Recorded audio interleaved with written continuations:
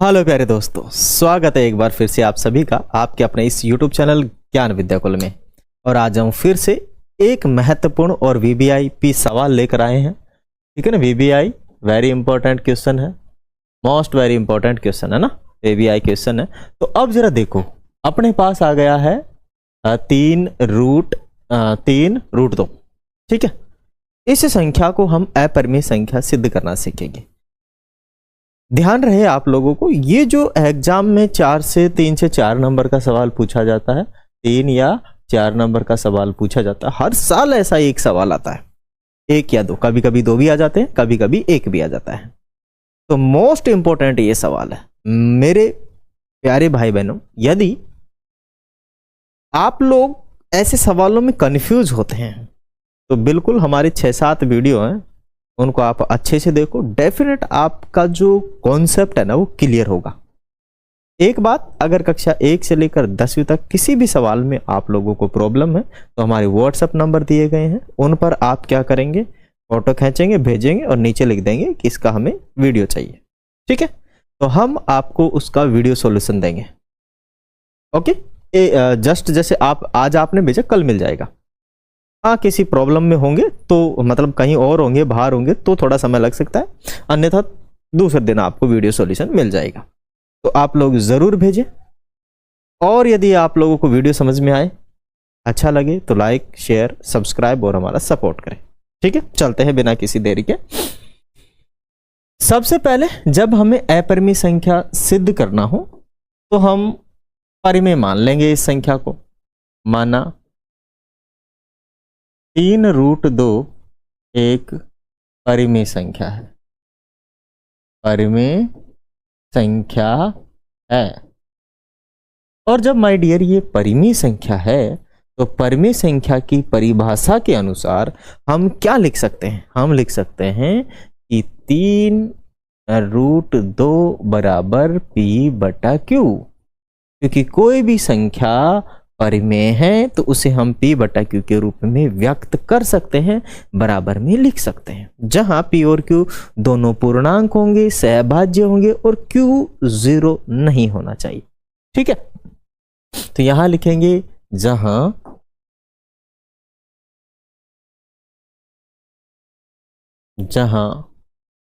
P और Q दोनों पूर्णांक होंगे, पूर्णांक तथा पूर्णांक और पूर्णांक तथा सहभाज्य, या और लिखेंगे और सहभाज्य, सहभाज्य, सहभाज्य संख्याएं हैं। संख्याएं हैं और Q जो है ना भाई साहब बिल्कुल भी 0 के बराबर नहीं होना चाहिए। ये डेफिनेशन है, ये क्या है इसकी डेफिनेशन। आ गई बात समझ में? तो हमने पूरी डिटेल दे दी। PQ क्या है, दोनों पूर्णांक है, Q 0 नहीं होना चाहिए। क्यों नहीं होना चाहिए? क्योंकि अगर ये 0 हो गया तो CND बन जाएगा। 0 का भाग अगर हम P में देंगे, P 1 भी है तो ये CND बन जाएगा, कैन नॉट डिटरमाइन, पता नहीं कर सकते, अनंत बन जाएगा, तो फिर ये परिमेय होगा ही नहीं। ठीक है ना। दूसरी बात कि दोनों सहभाज्य होने चाहिए। सहभाज्य का मतलब होता है ऐसी संख्याएं जिनका कोई कॉमन गुणनखंड नहीं हो। मतलब अगर मैं यहां लिख दूं 12 और यहां लिख दूं मैं आप 17 लिख दूं, ठीक है, यहां लिख दूं मैं 21 और यहां लिख दूं मैं 29, या फिर मैं यहां लिख दूं 14 लिख दूं। ठीक है माय डियर, ये और ये सहभाज्य नहीं है, जबकि ये भाज्य संख्या, ये अभाज्य है, ये भी भाज्य, ये भी अभाज्य, लेकिन दोनों मिलकर सहभाज्य संख्या है। क्यों? क्योंकि इनका कोई भी कॉमन गुणनखंड नहीं है जो आपस में कट रहा। अगर मैं लिखूं 12 और एक जगह लिख दूं 28, तो ये क्या है, इसमें कट रहा है 2 से कटेगा 6 बार, 2 से कटेगा कितनी बार, 14 बार, फिर 2 से कट रहा है 7 बार, फिर 2 से कट रहा है 3 बार। ऐसे नहीं कटनी चाहिए, ऐसी संख्या होगी। ठीक है ना। तो ये जो है ऐसी ही संख्या है, ये जो है क्या है अपनी ऐसी ही संख्या है। आ गई बात समझ में? अगर ये ऐसी ही संख्या है तो कोई बात नहीं, बहुत अच्छी बात है कि 3√2 जो है इसमें क्या करेंगे, इस 3 को इधर ले आएंगे, तो √2 और यहाँ लिखेंगे p और यहाँ लिख देंगे 3, है ना, क्योंकि भाग में है, ये इसके गुणा में आ जाएगा, नीचे की साइड में, है ना, ऊपर इसके गुणा में है तो इधर भाग में आ जाएगा, q के गुणा में आ जाएगा। अब आप एक बात समझिए, यहाँ क्या है, स्क्वायर, सॉरी रूट है, वर्गमूल है, और इधर क्या है, p पूर्णांक q पूर्णांक, 3 भी पूर्णांक है।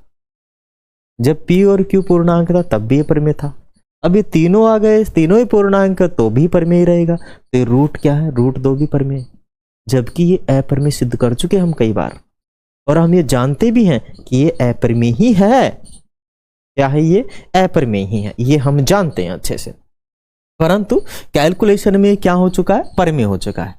अब बस इसी पर चर्चा की जाएगी। अब यहां लिखेंगे जहां जहां या यहां p q तथा p q और 3 पूर्णांक है, इसलिए अगर ये पूर्णांक है, इसलिए या इसीलिए या इसलिए, है ना, इसलिए इसलिए इसलिए इसलिए अगर ये पूर्णांक है, इसलिए p/3q भी, इसलिए 3/pq भी, इसलिए 3/pq एक परिमेय संख्या है, परिमेय संख्या है। क्या है, परिमेय संख्या। भाई ये पूर्णांक है, माने pq और 3 पूर्णांक है, अतः लिखेंगे यहाँ पे, अतः 3/3q एक क्या हो जाएगा, परिमेय संख्या हो जाएगा। और जब ये परिमेय संख्या है, जब ये क्या है, परिमेय संख्या, अब मेरे को तो आप भाई एक बात बता दो, इधर वाला भाग पूरा परिमेय आ गया, ये वाला भाग क्या आ गया, परिमेय। अगर ये वाला भाग परिमेय है तो इसके बराबर में कौन होगा, परिमेय ही होगा। इसके बराबर में कौन होगा भाई, परिमेय ही होगा, होगा नहीं होगा, अरे भाई इसके बराबर में परिमेय होगा नहीं होगा, होगा। तो हम ये लिखेंगे कि रूट, इसलिए √2 भी एक परिमेय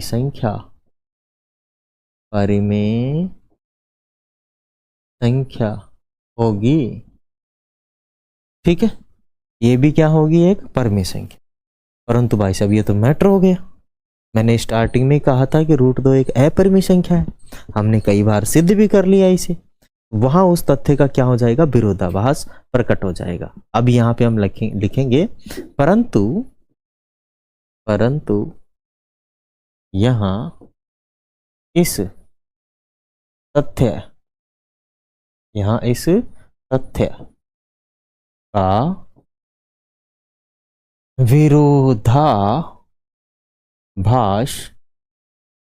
विरोधाभास प्रकट होता है या प्राप्त होता है कि √2 एक अपरिमेय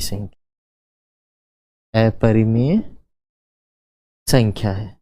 ये तथ्य है, ये कथन है, ध्यान रहे ये कथन है, तो मैं इसको एक ब्रैकेट में डाल रहा हूं अलग से, ठीक है, ये कथन है, यहाँ ये कथन, तो मैंने इसको ब्रैकेट में डाला। ये √2 एक अपरिमेय संख्या, ये तथ्य है, पहले से ही हम जानते हैं, ठीक है ना। ये इस तथ्य का हो गया विरोध।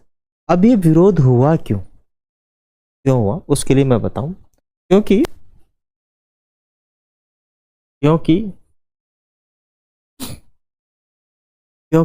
यह विरोधाभास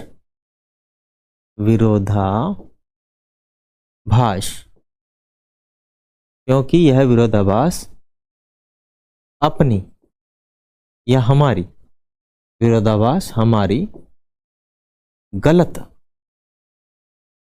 गलत कल्पना गलत कल्पना के कारण प्राप्त हुआ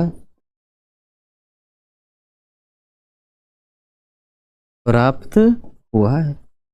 अब हमने गलत कल्पना क्या कर ली, तो हमने जो कल्पना है के कारण प्राप्त हुआ है कि हमारी जो गलत कल्पना है वो क्या है, वो है कि हमने स्टार्टिंग में ये माना था, माने 3√2 एक परिमेय संख्या है। ये हमने गलत कल्पना कर ली थी इतनी सी, और इतनी सी गलत कल्पना में भाई हमारे हालत खराब कर दी।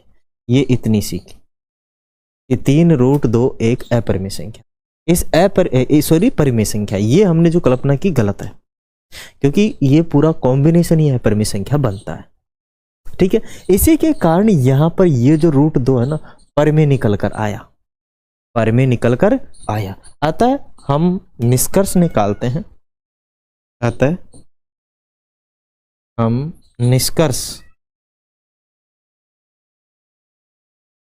निष्कर्ष निकालते हैं।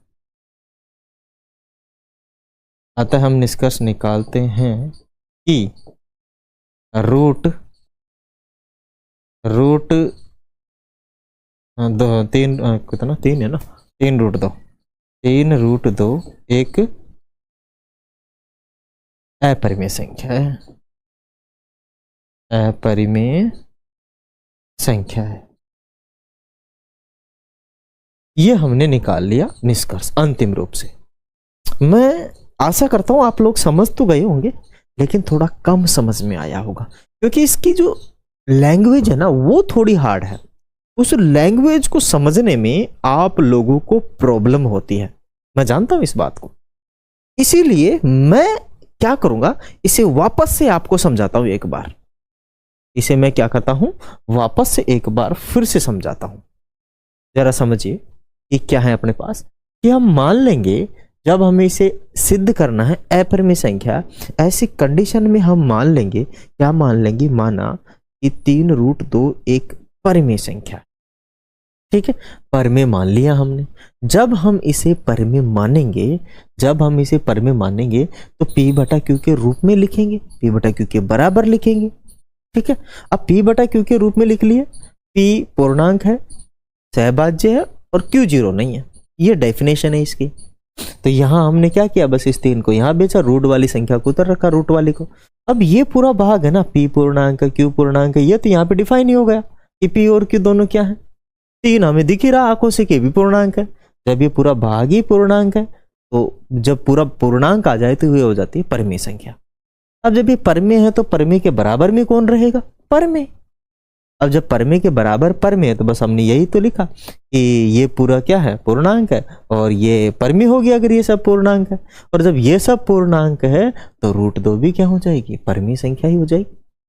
परंतु भाई साहब ये तो मैटर हो गया, ये तो अपरिमेय संख्या है √2, लेकिन कैलकुलेशन में निकल के आ रही है परिमेय। कैलकुलेशन में क्या निकल के आ रही है, परिमेय निकल के आ रही है। तो भाई साहब लफड़ा होगा। ये लफड़ा हुआ क्यों, ये लफड़ा हुआ इसीलिए क्योंकि पहली बात तो हमने गलत कल्पना की, और यहाँ ये परिमेय निकल के आई है, ये क्योंकि यहाँ इस तथ्य का विरोधाभास प्राप्त होता है कि 3√2 एक अपरिमेय संख्या, इस तथ्य का विरोधाभास प्राप्त हो रहा है। ठीक है ना, इस तथ्य का क्या हो रहा है, विरोधाभास प्राप्त हो रहा है इस वाले तथ्य का। ये रूट जो है, ये तथ्य है, पहले ही बुक में दिया हुआ है कि ये तो अपरिमेय संख्या है। और फिर भाई साहब हमने क्या किया, चलो भाई साहब ये तो गलत बात हो गया, मैटर हो गया, विरोधाभास प्रकट हुआ। लेकिन क्यों हुआ, इसीलिए हुआ क्योंकि हमने ऊपर जो पहली लाइन लिखी थी ना, उसमें गलत कल्पना कर ली थी। माना का मतलब कल्पना ही तो किया हमने क्या किया, कल्पना किया, तो वो हमारी गलत कल्पना के कारण ऐसा हुआ।